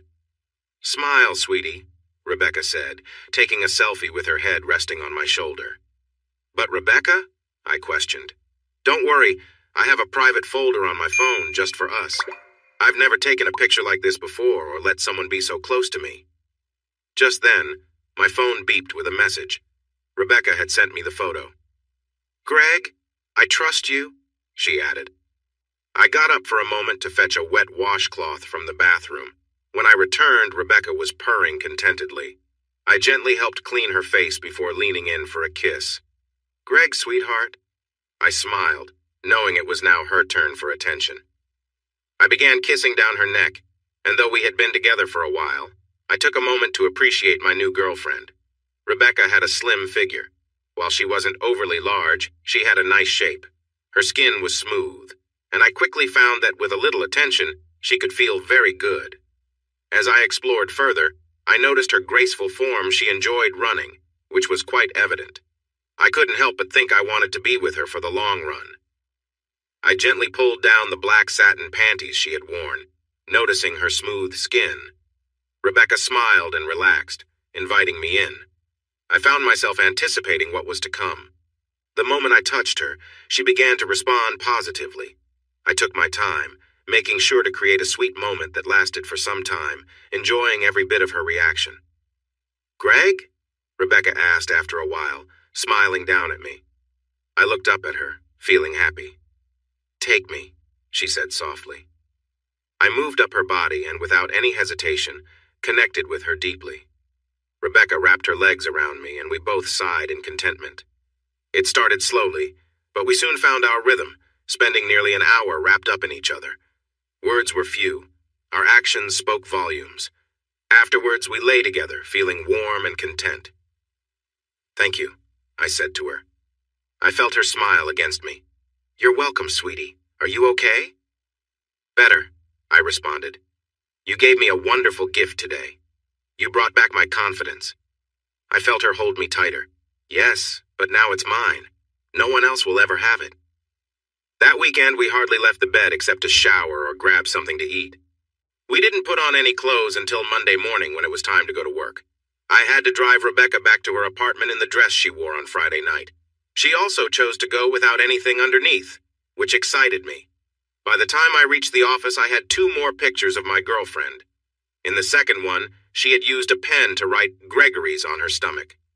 That week, Rebecca spent every night at my place except for Wednesday, when she worked late, and it was easier for her to get things from her apartment. At my office, Colleen never asked too many questions, but she seemed to enjoy the news of my relationship with her niece. I never outright said it, but I think Colleen understood that we were close. Hey, Greg, James said one Tuesday after getting coffee. Do you have a few minutes? He closed the door without waiting for my answer. Sure, I replied, raising an eyebrow and motioning for him to shut the door completely. I could tell he wanted to discuss something important, probably related to Jillian. So, how are things going with you and Rebecca? He asked. Yeah, I smiled. It feels like we've been together for a long time, even though it's only been a few months. I understand that. Sherry and I have been together for almost 5 years, but it feels much longer. James looked worried for a moment. Oh, but not in a bad way. I mean, it's just... I raised my hand and laughed a little. I understand, James. It's not a bad thing. He nodded. Sherry and I are really happy to see you smiling again. We were wondering if you both would like to come over for dinner Saturday night? There was something hopeful in his tone that made me curious. I don't think we have anything planned, but I'll check with Becca. He nodded again. Greg, James said, getting to the main reason he closed the door. I sighed. Is it about Jillian? I asked. Kind of, James replied. You know about the Kensington audit we're working on? He asked. I was aware and nodded. Kensington was one of the 2 major companies we were dealing with. James was sitting in the second chair looking over some financial reports. We found a few problems and I need some help, he said to me. Okay, show me what you got, I replied. James spread out several reports on the table. Among the issues, it seemed that one of their middle managers had been taking money from the company and using it for some troubling things, including sending money to a woman and a child in the United States. From the audit log, it appeared this had been happening for several years. The manager was good at hiding the money by spreading it around different projects and accounts. The total amount taken was just under $2 million. I leaned back, trying to absorb everything. I was shocked by what this meant. "Let me make sure I understand," I said to James. "For more than 4 years, he's been taking money from the company for personal use, and it seems like he's also been using company funds to support a woman and child in another country." James nodded. "That's correct." "Wow," I said, trying to keep a straight face. "That's quite a story." James chuckled. A month later, we gave an initial report to Kensington, but kept the details to ourselves until we finished tracking down more information. They were worried about someone potentially cheating them and agreed that it was important to find out how serious the issue was before taking any steps. We asked for another month to investigate, and they accepted. 2 weeks later, on a Friday night, I arrived home to find Becca had let herself in and set up a candlelight dinner. She had poured me a drink and had a glass of red wine for herself. As we shared a meal of chicken bosquiola, I noticed a box in front of us. It wasn't the main topic of conversation, but I could tell Becca was aware of it. After dinner, while we were cleaning up and refilling our drinks, we moved to the lounge. Becca had dimmed the lights and started playing soft music. "Greg, I just want to say that the last 6 months have been the best of my life," she said. I opened my mouth to respond, but she raised her hand. "Wait, I just need to say this." She smiled warmly. "I know you were hurting when we first got together, but I was too. I've had some ups and downs in my past, and what we have feels incredible because we give so much to each other. I love being with you, and I look forward to coming home to you every day.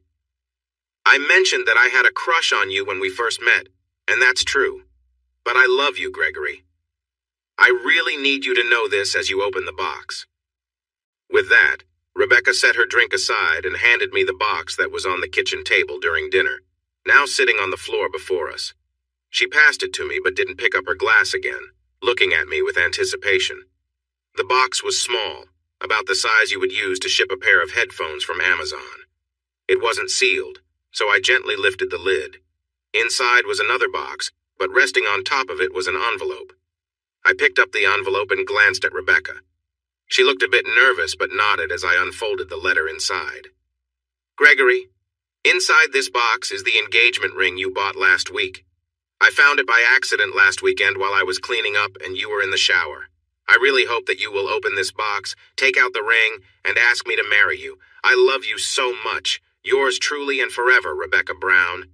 P.S. I love you, love you, love you." I looked back at Rebecca, seeing hope on her face, and silently mouthed, "I love you too," as I opened the second box. In the middle of soft tissue paper was the ring box I had chosen, which held a simple gold band with a single diamond shining in the center. I smiled at Rebecca as I took out the box. "I never looked inside the ring box, my love," Rebecca said. "I wanted to, but I didn't." I nodded, then knelt down in front of her. Even though Rebecca had planned this moment a bit earlier than I expected, she gasped and smiled. "Rebecca Brown, from the moment you came to my door, you have shown me love. You have lifted me up and made me feel alive again. Before you kissed me the first time, I didn't think I would ever feel happy again. Waking up next to you for the first time amazed me as I saw how much you wanted to be close to me. In this world, I couldn't dream of a more beautiful partner. You always surprised me by taking chances but never letting me down. I had planned to do this in a couple of weeks at your family's barbecue. I don't think we can let this moment slip away." I opened the ring box. "Rebecca Beth Brown, will you marry me?" I asked. The words had barely left my mouth when she dropped to her knees and shouted, "Yes!" She extended her hand, and I placed the engagement ring on her finger. Then she kissed me, a warm kiss that filled me with joy. "Thank you, my fiancé," I said to her. "You will have the best wife and wait until we have kids. I can't wait for our family." Rebecca knew how much I wanted to talk about kids, and she loved teasing me about it. Just then, the doorbell rang, and I sighed as I had to step away from her to answer the door, not keeping her company to celebrate our new engagement. When I opened the door, I was surprised to see Colleen, along with Rebecca's parents, James and Sherry. "Congratulations!" They all cheered as I opened the door. I felt someone hug me from behind. "Sorry, I wanted to celebrate our engagement, so I invited a few people over. Just one last surprise for tonight," my soon-to-be wife said with a smile. We welcomed everyone inside, and her parents brought 2 bottles of sparkling juice. As they passed around glasses, I pretended to be upset since I had no idea about the surprise, but I couldn't help smiling. While Rebecca showed her ring to the ladies, her dad and James patted my back. We all sat down and spent the rest of the evening enjoying stories about our childhoods. Later that night, after everyone had left, Rebecca and I went to bed. Before we fell asleep, she asked me to take a few more pictures of her with her engagement ring. In those photos, she was happy and proud. About a month later, a lot happened in just 2 days. First, we delivered the completed forensic audit to Kensington. As we reviewed the report with them, it was clear they were not pleased. Heads would definitely turn, and the authorities might get involved. I tried to hide my excitement as I handed over the report. Kensington management didn't know I had an issue with the main person behind the fraud. The second thing happened that same afternoon. Rebecca had taken the afternoon off work to come into my office with some papers, wedding ideas, and to bring joy to the staff. While reading through the legal papers she handed me, I felt angry at my future bride for the first time. "Becca, you can't be serious about this document," I said, feeling more upset as I read on. "Why, love? This should help you feel secure about our upcoming marriage. You'll be protected, your house, the business, everything," she said. "I understand, Becca, but it's not fair to you. This agreement leaves you with nearly nothing," I replied. "It doesn't. I only have nothing if I cheat on you, which I would never do," she answered. "In every other situation, the things we share will be divided equally, and your business and assets are still safe." "Becca, I know you want to show me how much you care because of what happened with Jillian, but the protections I already have are enough." Rebecca raised her hand to stop me. "I get it, Greg, trust me. But this is my promise to you. The only way I'd end up with nothing is if I betray you. That's not going to happen," she said, holding my hands. I picked up a pen and signed the document. "I'm going to trust you, Becca. I know, love. We'll put this away and never need it." For the rest of the afternoon, we talked about the document a few more times. In the end, she was right. It went into a filing cabinet to gather dust. The third thing that happened occurred the next evening at home. I had just arrived, and Rebecca, who had moved in for good, asked me to take a shower. As I finished up, I heard shouting. I quickly put on some shorts and rushed out to the entry. "So I move out and he just moves on to someone else?" I heard my ex-wife yelling at Rebecca. I heard Rebecca laugh. "You walked out the door plain and simple. You left a kind man and broke his heart. And I am not someone else," Rebecca replied, making air quotes with her fingers. I stayed back out of sight in the hallway. "But sure, he'll own that title. I'm Gregory's special partner. He gets all of me. Can you say the same about your marriage to him?" my fiancé retorted at Jillian. "You're a terrible person," I heard Jillian yell, followed by the sound of a slap. I took that as my cue to step into the room. Both women turned to look at me with Jillian holding her cheek. I chuckled. "Rebecca," I said, smiling. "Meet Jillian, my ex-wife. Jillian, meet Rebecca, my fiancé." For a moment, both women stared at each other before I stepped between them. "Do you find this funny, Greg?" Jillian asked. "Actually," I paused. "Yes, I do. You weren't invited, and you started shouting at my fiancé before that happened. Maybe it's just a bit of payback for how things ended between us." Rebecca gave Jillian a look, but I raised my hand. "Enough, Becca." She took a step back, still glaring at my ex. "What do you want, Jillian?" I sighed. "Why did you do it, Greg? Do it." "Why did you have to ruin my life?" she asked, her anger shifting towards me. "What do you mean, Jillian?" I replied innocently. "I haven't had any contact with you in almost a year. You left me for someone else, and that's when everything changed." Rebecca let out a small laugh behind me. Jillian shot a frustrated look at Rebecca before turning back to me. "You didn't have to hurt Troy," she said, her voice softening. I couldn't help but chuckle, which made Jillian look a bit pale. "You need to be clearer, Jillian," I replied, crossing my arms. Rebecca wrapped her arms around my waist. "It was your audit that got Troy into trouble. You didn't have to do that, she said, her tone quieter now. Should I ignore fraud when I see it? Your new love took money from the company for bad reasons, I said to her. Fraud? Jillian asked, her face going pale. What do you mean? It was clear she didn't know everything. Yes, Jillian. The person you left me for had issues that you didn't know about. He used company money for harmful things. It's all in the report. I can share it with you if you want. She sank to the ground, looking defeated. It was the first time I saw her truly lost, her understanding of her life crumbling away. Rebecca and I watched as she sat on the front porch. Troy has been arrested, Jillian told us, the earlier anger replaced by emptiness in her voice. I hadn't known, but I suspected he would be in trouble soon. We've been married less than 3 months, and he's already in trouble, Jillian said. We watched her break down into tears. I'd be lying if I said I didn't feel a little sympathy for her. I was married to her for several years. We shared tender moments and talked about our dreams. I cared for her, but she also caused me a lot of pain. In a very harsh way, she left me without a second thought. I try to be a good person, but I struggled to stay kind when it came to Jillian. What should I do, Greg? Jillian asked, looking at Rebecca and me. Rebecca answered instead of me. You really have the nerve to ask him that after how you treated him? Rebecca said firmly, yet without anger. Jillian's spirit seemed to return a bit. He was mine long before he was yours, Jillian shot back. Rebecca laughed and held me a little tighter. He was never really yours, Jillian. You never opened your heart to him completely. You must have kept a part of yourself away to do what you did. That's not true, Jillian argued, looking at me. I felt like a statue as I watched the conversation. I gave everything to Greg when we were married. Rebecca chuckled. Sure you did. That's why the moment your true love returned, you began seeing him behind your husband's back. You embarrassed him in front of others and tried to take his home, his investments, and his business, right? That's really giving yourself to Greg. For a moment, Jillian was silent. I felt like she might just disappear, understanding the consequences of her actions. Rebecca stood up and walked over to Jillian with surprising kindness.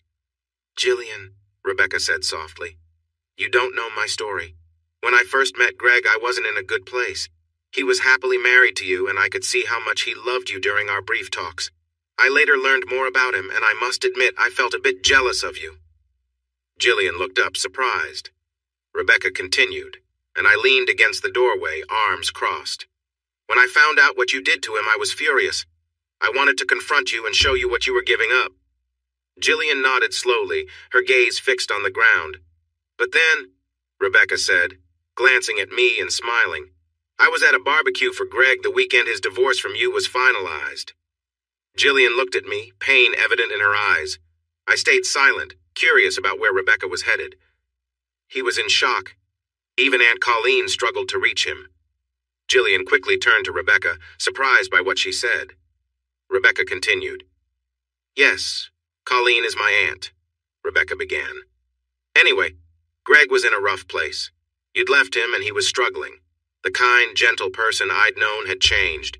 My heart hurt seeing him that way. Both women looked at me, then Rebecca with warmth, and Jillian with regret. That evening, though Greg didn't notice, everyone there was trying to support him. He was open about his pain, and people could see how deeply he'd been hurt. I think almost everyone at the barbecue gave him a hug, including me. Rebecca gave me a soft smile. Jillian pulled her knees up to her chest, hugging them as she listened. After I hugged him, he thanked me. I realized then that I could help. I knew I could be there for him, helping him out of that dark place. That was the moment I felt a pull in my heart to be a part of his life and bring him comfort. We all sat silently for a moment. The next week I came by to see him, and when he opened the door, Rebecca continued, smiling at the memory.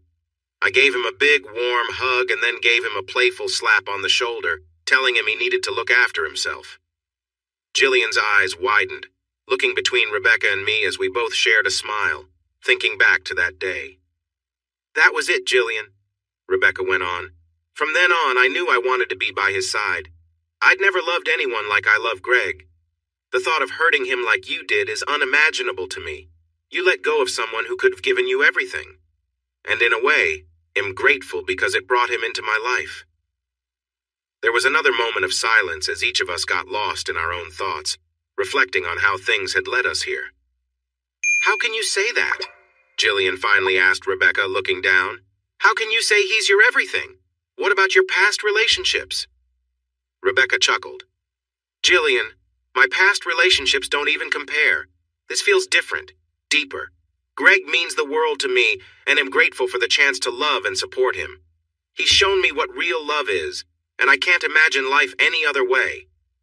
Rebecca glanced at me, and we shared a quiet understanding, knowing we had found something special together. "Did you ever come home early and surprise him when he arrived? Did you ever ask him to show you his love in a way that made you feel truly wanted?" Jillian was a bit shocked by Rebecca's bold words. Rebecca was clearly enjoying the moment. "And you know he really knows how to love. He has so much energy. And Jillian, remember how amazing he is at showing affection? Why wouldn't I want to give him everything I have?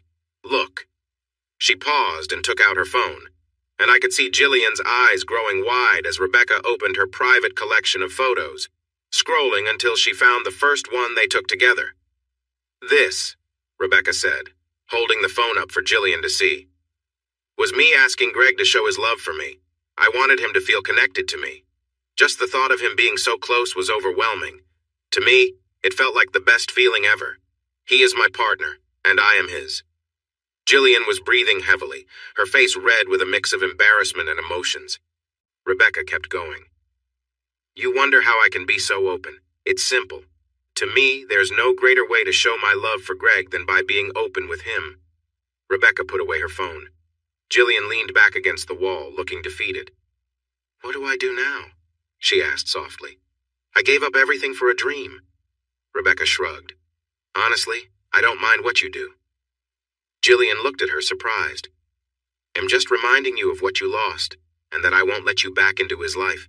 He is mine, and if you try anything well, I can be very protective of my happiness." Rebecca then came back to my side. I finally spoke. "Jillian." My ex looked at me, defeated. "Rebecca is right. She is my partner, and I fully commit to her. We're planning to get married and start a family, hoping to love each other deeply for the rest of our lives. And about love, it's true. I don't feel the same way for you anymore. I remember having loved you, but because of your betrayal and with Rebecca in my life, that love is gone." If Jillian could look any more heartbroken, I couldn't imagine how. "And to be honest," I added, "I don't really have good feelings for you. You hurt me deeply more than anyone else ever has. But since I once loved you, I will give you some advice." Jillian looked up at me. "Leave Troy," I said. "Get away from him before things get worse. He's facing serious consequences for what he's done." "Where will I go?" she asked. I shrugged. "I don't know. Maybe Mark and Lena will let you stay with them." "They're getting a divorce," Jillian said sadly. I replied, "I'm not surprised. Cheating can do that. Look, Jillian, you need to sort this out on your own. I can't help you. We're just two people who had something for a while." "Is that how you really feel? Is there no hope for us to be friends?" Jillian asked hopefully. "No," both Rebecca and I answered together. Jillian then stood up and shook her head sadly. She looked at Rebecca and me standing close together. Jillian sighed. "Thank you for your honesty. I wish we could have stayed friends. At the start, I hoped things would be different, but I see now that it was just a dream. She paused, shaking her head again. "Thank you. No one else has been so honest with me. Take care of each other. I hope you both have a happy life together." With that, she walked to her car, got in, gave us a sad look, and drove away. Over the next month, more news about Troy's arrest came out. Our discovery of the fraud was reported, and we had to almost double our staff by the end of the year because of the increased demand for our services. Rebecca and I had a small wedding with friends and family. We spent our honeymoon in North Queensland, enjoying 2 lovely weeks on the beautiful beaches. When we returned home, we got into a nice routine of work, love, and dreaming about the future. We talked about having children. Rebecca decided to stop using birth control, and we would see what happened. We were close every day, and I appreciated how excited she was about starting a family. About a month after we began trying, I received a call from her as I was heading home. She asked if I was on my way, and I confirmed that I was. But when I got home, it was oddly quiet. As I walked in, I didn't hear anything, and it felt strange. I set my bag down on a chair and called out for Rebecca, but there was no answer. I was a little worried. She had just called me a short while ago, and her car was in the garage, so where could she be? I walked through the house calling for her, and stopped when I entered the bedroom. Rebecca was there, but I quickly realized why she hadn't answered my call. As I stepped into the room, she turned to hear me but couldn't see me because of something covering her eyes. She couldn't talk either, and it seemed she was unable to move. In front of her was a small coffee table with a feather, some oils, a letter, and a few other items. I picked up the letter and opened it. "Gregory, my love, as you read this and look at me, I want you to know I have committed myself to you. I'm here with you," Rebecca had written in her letter. "I may not be able to move, speak, or see you, but I can feel and hear you. I'm here, always yours." I placed the letter down, feeling a warmth of affection and appreciation for her as I looked over to where she rested. She seemed calm, her face peaceful, with a soft, contented smile. Rebecca had always shown her care and trust with me. I leaned down, gently brushed her cheek, and smiled as she responded with a soft laugh. Her laughter and the warmth of the moment lifted my spirits. The evening was filled with light-hearted moments, laughter, and soft whispers. We simply enjoyed being together, sharing stories, and letting the night drift by. It was a peaceful and comforting closeness, and I was grateful for it. Later, we shared a quiet meal and laughed over memories, letting the joy of the moment surround us. We cherished the simplicity of just being there for each other, knowing that nothing more was needed. The night was filled with warmth and happiness as we enjoyed each other's presence, a reminder of the strong connection and comfort we shared. I smiled at the last moment as I held my wife close, feeling a rush of happiness. After a sweet moment together, I kissed her gently. When I lifted the blindfold, I saw her eyes filled with pure love. "I love you, Gregory," she said softly. "I love you too, Rebecca," I replied. I released her hands and feet, and she showed me how she had tied herself up, keeping one arm free until I was almost home. We cuddled for a while before Rebecca playfully jumped on top of me, asking for another chance to create a family. After a cozy shower and changing the bed sheets, I felt sure that our first child was on the way, born from love and a deep connection. I felt a happiness I had never known before. 9 months later, our first daughter, Sarah, was born. Just under 2 years after that, we welcomed twins, Henry and Peter, and finally, our little Bridget arrived. After Bridget's birth, Rebecca and I decided that our family was complete, so I took steps to ensure that we wouldn't have any more children. In the years that followed, our lives were filled with joy and love. Sure, we had our typical family issues and disagreements, but love always filled our home. On a chilly winter morning, it was time to say goodbye to Rebecca as we laid her to rest. She bravely fought cancer for 2 years. Until her last moments, she gave everything to our children and me. Even when she was weak, we would lay together as husband and wife, and she would tell me how much she needed my love. "Baby," Rebecca said, even while in pain, trying to stay alert. We were cuddled together. "You're going to be okay, you know that. I won't leave you alone." "I know," I said, stroking her hair. "We'll be apart for only a little while before I find you again." Rebecca smiled, thinking of a time when I got stuck in a blizzard, waiting for her at a cabin in Canada. For weeks, we communicated through video calls, and she showed me the many ways to make the most of our time apart. When I finally arrived, we spent an unforgettable week together. "Will you miss me?" she asked. "Of course I will miss you with all my heart," I replied. We lay there, comfortable in our quiet connection. Not long after, she clutched my arm tightly. "I'm scared," Rebecca admitted, tears forming in her eyes. I can feel my body shutting down. Her tears fell onto my chest, and I couldn't help but cry too. We had been married for over 30 years, had 4 children, 6 grandchildren, and another on the way. Traveling the world together, and now this.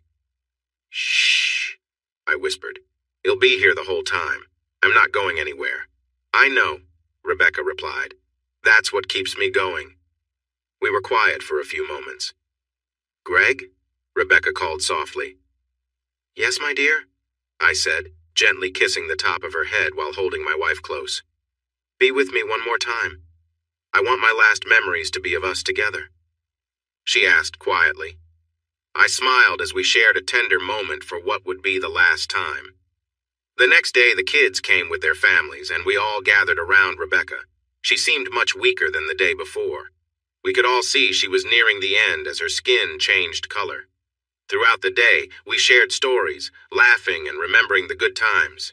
We cried and even sang together in those final hours. The kids said their goodbyes and then stood close to the bed while I held my wife. I love you, I told her, feeling like we had only moments left together. Tears began to fill my eyes. And I love you, she replied softly, her eyes starting to lose their spark. Her frail hand reached up and touched my cheek, reminding me of our first days together. We smiled and she pulled me closer for a kiss. Suddenly it felt as if all the years had melted away. In my arms I saw her as she once was, without illness, youthful and full of life. Her eyes shone with love and I felt overwhelmed by her affection. Even as she took her last breath, I felt the warmth of her love. I held on, my eyes closed, tears soaking the sheets as she slipped away. I cried, feeling like a part of me was gone forever. My family surrounded me and we all wept openly. Rebecca, my wife and the mother of my 4 children, had been my true love, my soulmate. I knew life would be different without her. But I also felt a sense of peace. She was free from the pain caused by her illness.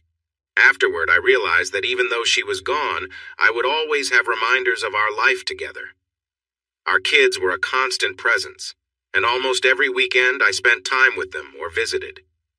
James and Sherry often brought their family around, too. I was never alone. As the months passed, I was grateful for my family and friends. If I felt lonely at night, I had countless photos and videos of our time together, which always brought a smile to my face. They reminded me of the love we shared, and I cherished those memories. Often after my release in previous years, I would imagine her with me, gently kissing me as I fell asleep, happy in our love and knowing we would be together again someday. About 6 months after Rebecca's passing, I was enjoying a coffee on a Saturday morning at our local coffee shop. Suddenly, a shadow crossed over me and stopped. Gregory? A voice I had not heard in over 30 years said. Jillian, I replied, recognizing the older version of the woman I once loved. For some reason, I gestured to the seat across from me. Care to join me? I asked. She paused for a moment, then nodded and sat down. As I looked at her, I noticed the lines on her face, the tired look in her eyes, the freckles on her arms, and her thin frame. I hadn't kept up with her life much since that evening on my front porch, but from what I knew, things hadn't been easy for her. How are you? I asked casually. Oh, getting older. The body doesn't work like it used to. Sometimes I think about staying in bed in the morning because it would hurt less, she said. I laughed. I could relate to that. Jillian smiled for a moment, but then her expression turned sad. I heard that Rebecca passed. I'm sorry, Greg, she said sincerely, which took me by surprise. Thank you, I replied. I miss her a lot, but she is always in my heart and on my mind every day, I said, smiling as I remembered the times Rebecca and I sat at this very table. And, I continued, taking a breath, the kids never give me a moment's peace. Now that Becca is gone, they are making sure I stay active and take care of myself. Jillian smiled briefly, then her smile faded again. How about you? Any kids? I asked, curious. She shook her head and looked down at her coffee with regret. I never had kids, Jillian said. I was married 6 times before I realized none of them came close to what I had with the first husband. Her sad smile carried a hint of bitterness. I really messed things up, didn't I, Greg? She asked, then raised her hand. No, I know I did too. I hurt you, and then I spent so much time blaming you for things that went wrong. Every man after him, each marriage, I thought, this is it, but none of them were like you. As I looked at her, I felt a mix of emotions. I had been angry with her for a long time, longer than I should have, but now I saw a broken woman who never experienced a loving relationship. Jillian, I said, taking a breath, She looked over at me, her eyes holding a hint of hope, just like they did all those years ago. I think you need to be kinder to yourself. 6 marriages? They couldn't all have been as difficult as Troy. Surely a few of those men were good to you? For a moment her gaze seemed distant, as if she was lost in a memory I couldn't see. You're right, Barry. My 4th husband was a kind man. And you're also right. I never truly forgave myself for what happened between us. I wanted love, but I always felt the pain I caused you. She met my gaze. I've said it before, but I am truly sorry, Greg, Jillian said softly. Thank you, Jillian. I accept your apology, I replied. It was time to move forward. We both smiled. We talked for the next few hours. I shared stories about my life with Rebecca, our kids, and our day-to-day experiences. Jillian talked about her hobbies and how she spent her time since retiring after more than 25 years in local government. Greg, you don't think that? She asked carefully as we got up from the table to go our separate ways. I smiled and shook my head. No, sorry, Jillian. I love my wife too much. Greg, I know you loved Rebecca, but she's gone. Surely there is nothing wrong. I raised my hand to stop her. Jillian, Becca and I are only apart for a little while until we can be together again. My love for her is just as strong today as it was when we met. I cannot and will not betray my wife, I explained. My words touched something deep inside Jillian. She understood the pain of her own losses. She nodded slowly. Friends, then? She asked. We'll see, Jillian. We'll see, I replied. Another decade passed before a stroke took me one Saturday afternoon. Sarah and Bridget were with me, and after lunch, I sat down to watch some TV. I was surprised it wasn't painful. My vision blurred and I felt very tired before closing my eyes. The next moment, I felt arms around my waist as I stood beside my body and saw Rebecca holding me. Becca? I asked. It's okay, my love.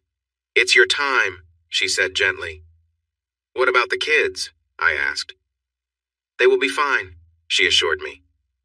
You may not have noticed how much you've slowed down lately, but they have. They are ready. I nodded. This is real, isn't it? This isn't just a dream? I asked. She laughed softly, pulling me down for a kiss. If it is, what a lovely way to go. Kissing your wife at the end. I smiled. But no, this is as real as it gets. Look, here come the girls, Rebecca said. For the next hour, we stood together and watched as my family gathered around and shed tears. But I also heard laughter as my children shared stories about Rebecca and me, sharing memories both joyful and sad.